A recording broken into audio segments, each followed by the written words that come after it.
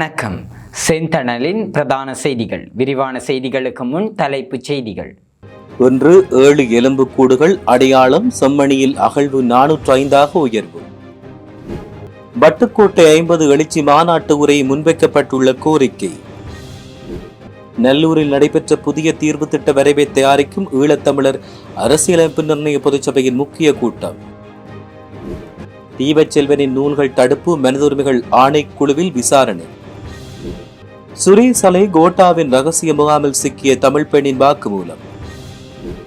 வெளியான பரீட்சை பெறுபவர்கள் பெற்றோர்களுக்கு விடுக்கப்பட்டுள்ள கோரிக்கை. நிலைமை மோசமடையக்கூடும், இலங்கை மக்களுக்கு அவசர எச்சரிக்கை. சமூக ஊடகங்கள் வழியே இலங்கை பெண்களுக்கு பலி வீசும் கும்பல், போலீசார் அவசர எச்சரிக்கை.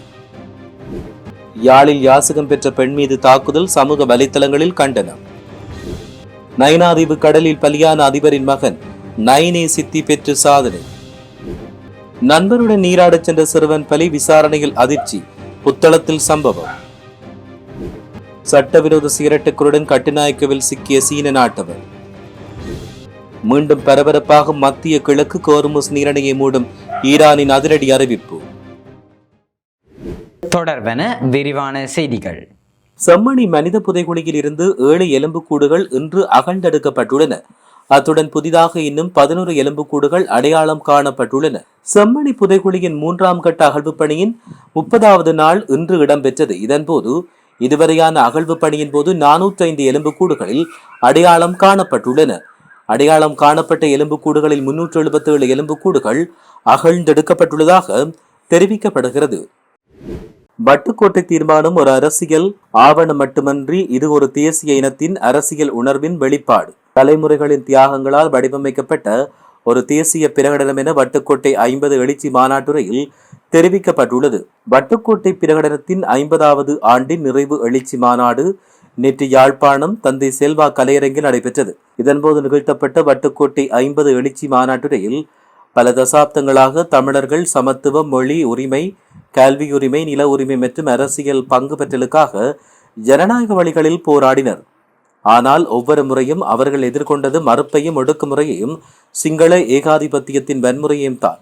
வட்டுக்கோட்டை தீர்மானம் தோன்றுவதற்கு காரணமாக அமைந்ததாக சுட்டிக்காட்டப்பட்டுள்ளமை குறிப்பிடத்தக்கது. ஒற்றையாட்சி ஜாப்பை நிராகரித்து சுயநிர்ணய உரிமையில் அடிப்படையில் புதிய தீர்வு திட்ட வரைவினை தயாரிக்கும் ஈழத்தமிழர் அரசியலமைப்பு நிர்ணய பொதுச்சபையின் முக்கிய கூட்டம் நல்லூர் இளங்கலைஞர் மண்டபத்தில் இன்றைய தினம் இடம்பெற்றுள்ளது. குறித்த கலந்துரையாடலில் அரசியல் கட்சியின் பிரதிநிதிகள், பொது அமைப்பினர் என பலரும் இதில் கலந்து கொண்டதாக தெரிவிக்கப்பட்டுள்ளது. சுங்கத்துறையால் தடுத்து வைக்கப்பட்டுள்ள ஈழத்தெழுத்தாளர் தீபச்செல்வனின் நூல்கள் தொடர்பாக கடந்த 18ஆம் தேதி குறிப்பாக கொழும்பிலுள்ள இலங்கை மனித உரிமைகள் ஆணைக்குழுவில் விசாரணை இடம்பெற்றது. இதன்பொழுது எழுத்தாளர் தரப்பு சார்பாக சட்டத்திரணி விரஞ்சன ஹேரத் மற்றும் சட்டத்திரணி நடராஜா காண்டீபன் ஆகியோர் முன்னிலையாகினர். இதேவேளை எதிர்த்தரப்புவாதிகளாக முறைப்பாடு செய்யப்பட்ட பாதுகாப்பு அமைச்சு, கலாச்சார அமைச்சு மற்றும் சுங்கப்பிரிவு சார்பில் சட்டத்திரணி மற்றும் அதிகாரிகள் கலந்து கொண்டனர். தமிழ் மக்கள் சார்ந்த நினைவுகளையும் கதைகளையும் எழுதுகின்ற உரிமை தமக்கு உள்ளமையை விசாரணையின் போது சுட்டிக்காட்டியதாகவும் இந்த விடயத்தில் விரைவில் நீதி கிடைக்கும் என்ற நம்பிக்கையுடன் இருப்பதாக விசாரணையின் முடிவில் தீபச்செல்வன் ஊடகங்களுக்கு கருத்து வெளியிட்டார். உடுவில் பகுதியில் உள்ள இராணுவ முகாமில் நடந்த வதை, 2 மலசல கூடங்களில் நடந்த வதை, அது மட்டுமன்றி பெண்களின் உடைகளை களைந்து இடம்பெற்ற ஒரு அவமானமான செயற்பாடு குறித்து தமிழ் பெண்ணொருவர் வாக்குமூலம் அளித்துள்ளார். அத்துடன் குறித்த வதை சம்பவங்களை ஒரு சிஐடி அதிகாரி பொறுப்பாக நின்று செய்ததாகவும் அவர் தற்போது பாதுகாப்பாக இருப்பதாகவும் கூறப்படுகிறது. சில நாட்களின் பின் உடுவில் பகுதியில் இராணுவத்தினர் ஒரு பெண்ணை வதை செய்துவிட்டு வீதியில் வீசியதாக தெரிவிக்கப்பட்டுள்ளது.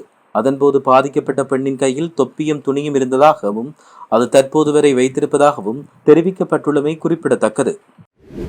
நடைபெற்று முடிந்த காப்போத்த சாதாரண தர பரீட்சையில் தங்கள் பிள்ளைகள் சிறந்த பெறுபேற்றை பெற்றுள்ளார்கள் என்பதை சமூக வலைதளங்களில் அளவுக்கு அதிகமாக பகிர்வதை பெற்றோர் தவிர்க்க வேண்டும் என சிறுவர் மற்றும் இளைஞர் உளநல நிபுணர் மியூர சந்திரதாச தெரிவித்தார்.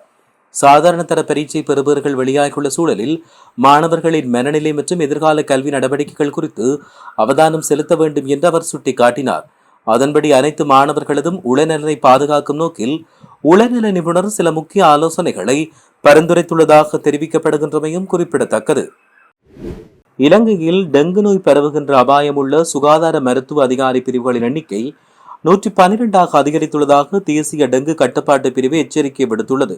இலங்கையில் இதுவரையான காலப்பகுதியில் 45,000க்கும் அதிகமான டெங்கு நோயாளர்கள் அடையாளம் காணப்பட்டுள்ளனர். தற்பொழுது மேல் மாகாணத்தின் களுத்துறை மாவட்ட பாணந்துறை மற்றும் கம்பகா மாவட்டத்தின் பியகமா ஆகிய பகுதிகளிலும் டெங்கு நோய் மிகவும் வேகமாக பரவி வருவதாக அடையாளம் காணப்பட்டுள்ளது. கொழும்பு, கம்பகா, மாத்தறை, காலி, கண்டி, இரத்தினபுரி மற்றும் களுத்துறை மாவட்டங்கள் அதிக அளவில் பாதிக்கப்பட்டுள்ளதாக விசேட மருத்துவ நிபுணர் பிரஷிலா சமரவீர தெரிவித்துள்ளமை குறிப்பிடத்தக்கது.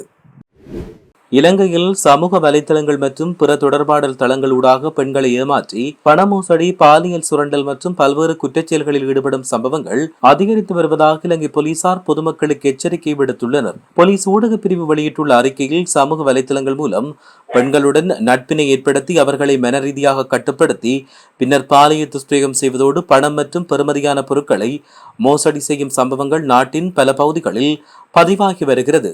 சில சந்தர்ப்பங்களில் சந்தேக நபர்கள் பெண்களுக்கு மயக்க மருந்துகள் வழங்கி மயக்க நிலைக்கு ஆளாக்கிய பின் துஷ்பிரயோகம் அல்லது திருட்டுச் செயல்களில் ஈடுபட்டு வருவதாகவும் போலீசார் குறிப்பிட்டுள்ளமையும் குறிப்பிடத்தக்கது.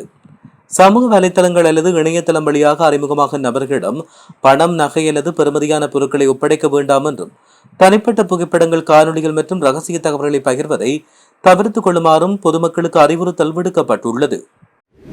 யாழ்ப்பாணம் கண்ணாட்டி சிவன் கோயிலடி பகுதியில் யாசகம் பெற்று வந்த மனநலம் பாதிக்கப்பட்ட பெண் ஒருவர் மீது நபர் ஒருவர் தாக்குதல் மேற்கொண்டதாக தெரிவிக்கப்படுகிறது. குறித்த பெண் தாக்குதல் நடத்திய நபரின் மனைவியிடம் யாசகம் கேட்டதாகவும் அதைத் தொடர்ந்து குறித்த நபர் ஆத்திரமுற்று கொலை செய்யும் நோக்கத்துடன் அவரை தாக்கியதாகவும் தெரிய வருகிறது.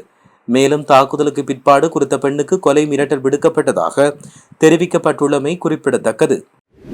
நைனாதீவு கடலில் மரணித்த நைனாதீவு கணேச மகா வித்தியாலய அதிபர் மயூரனின் மகன் கஜவர்தன் காபோத்த சாதாரண தர பரீட்சையில் 9 சித்தியை பெற்றுக் கொண்டார். இவரின் தந்தை கடந்த சில தினங்களுக்கு முன்னர் நைனாதீவு மகா வித்தியாலயத்தில் கடமை முடித்து படகில் வீடு நோக்கி சென்று கொண்டிருந்த போது படகு கவிழ்ந்து விபத்துக்குள்ளானதில் கடலில் உயிரிழந்தார். இது இவ்வாறு இருக்கையில் கஜவர்சன் சிறந்த பருவத்தை பெற்று தனது தந்தை, தாய்க்கும் பாடசாலைக்கும் மண்ணுக்கும் பெருமை சேர்த்துள்ளமை குறிப்பிடத்தக்கது. புத்தளம் மாவட்டம் ஆராய்ச்சி கட்டுவ செங்கல் ஓயா சாலையில் மணல் முனை பகுதியில் நீராடச் சென்ற 13 வயது பாடசாலை மாணவர் நீரில் மூழ்கி உயிரிழந்துள்ளார். உயிரிழந்தவர் ஆராய்ச்சி கட்டுவ வைரன் கட்டுவ பகுதியைச் சேர்ந்த சிலாப மகா வித்தியாலயத்தில் தரம் 9 கல்வி பயிலும் SJM லகிந்து சாமிக்கு என்று அடையாளம் காணப்பட்டுள்ளார். விசாரணையின்படி 2 செருப்புகள் வாங்கச் செல்வதாக கூறி நண்பருடன் வெளியேறி லகிந்து பின்னர் செங்கலோயா மணல் முனைப்பகுதிக்கு நீராடச் சென்றார். அங்கு நீராடி கொண்டிருந்த போது ஆழமான பகுதிக்குள் தவறி விழுந்து நீரில் மூழ்கி உயிரிழந்துள்ளதாக தெரிவிக்கப்படுகின்றமை குறிப்பிடத்தக்கது. வெளிநாட்டு சிகரெட்டுகளை சட்டவிரோதமான முறையில் இலங்கைக்கு கடத்தி வரும் என்ற வெளிநாட்டு பயணியொருவர் கட்டிநாயக்கவில் வைத்து கைது செய்யப்பட்டுள்ளார். சீனாவைச் சேர்ந்த தொழிலதிபரான குறித்த நபர் கட்டிநாயக்க விமான நிலைய சுங்க அதிகாரிகளால் இன்று அதிகாலை கைது செய்யப்பட்டுள்ளார். கைது செய்யப்பட்டுள்ள நபரிடமிருந்து சுமார் 1,32,00,000 ரூபாய் மதிப்புள்ள வெளிநாட்டு சிகரெட்டுகள் கைப்பற்றப்பட்டுள்ளன.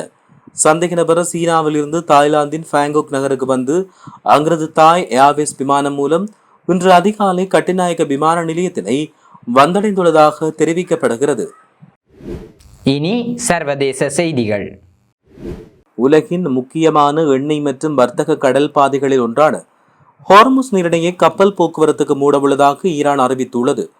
அமெரிக்கா மற்றும் ஈரான் இடையிலான தற்காலிக ஒப்பந்தத்தின் ஒரு பகுதியாக லெபனானில் போர் நிறுத்தம் அறிவிக்கப்பட்ட சில மணி நேரத்தில் லெபனானின் தெற்கு பகுதியில் இஸ்ரேல் நடத்திய வான்வழி தாக்குதலில் 10 பேர் உயிரிழந்துள்ளதாக சர்வதேச ஊடகங்கள் தெரிவித்துள்ளமையும் குறிப்பிடத்தக்கது.